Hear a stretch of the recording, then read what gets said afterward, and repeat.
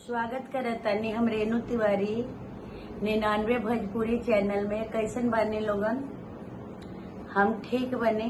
आशा करतनी रउरा लोगन भी अपना फैमिली के साथ बहुत खुश बने, स्वस्थ बने, मस्त बने।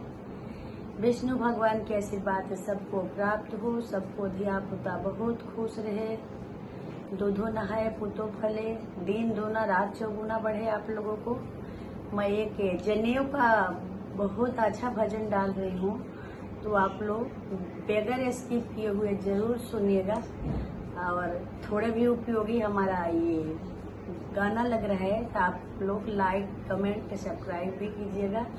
तो मैं हम गाना शुरू करे तनी। देखी लोगन।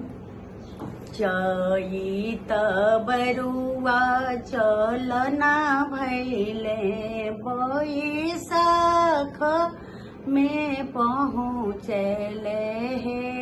चैत बरुआ चलना भैले बैसाख में पहुँचले हे। भेजिना कवन राम नाव ए बरुआ चढ़िया वसु हे। भेजिना अपना बबजी नाव ए बरुआ चलिया वसु हे। ना घरे ना वन के वट ये नहीं घरे वे अनो है। जिनका जनेउआ के साधन ये पावर दही उतरेल हे।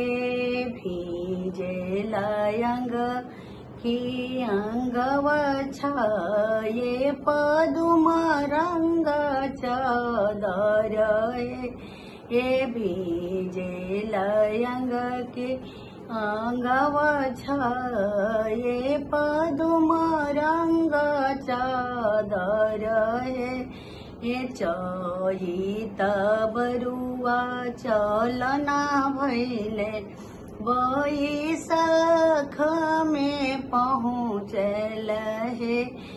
भेजिना अपनी पपजी नावा ये बरुआ चढ़िया वसु हे।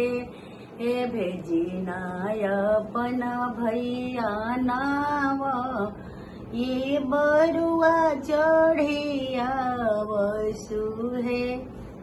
ना घरे ना वना बेरा ये नाहिया घरे के वटए ये। जिनका जनेउआ के साधन ये पावर दही उतरेल हे।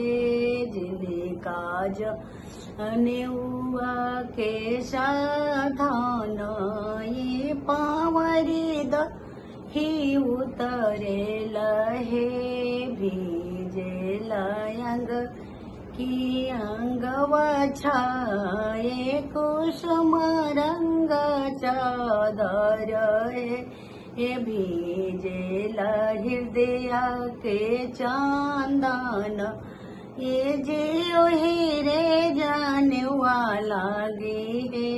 भीजेल हृदय के चांदन ये जियो रे जानेवा लागी है। गाना समाप्त बगैर स्किप किए हुए मेरा गाना आप लोग सुनिएगा। बहुत अच्छा जनेऊ के गाना गाई हूँ। और मेरा वीडियो को लाइक कमेंट सब्सक्राइब भी करें लोगन। सबको राधे राधे, राधे कृष्ण।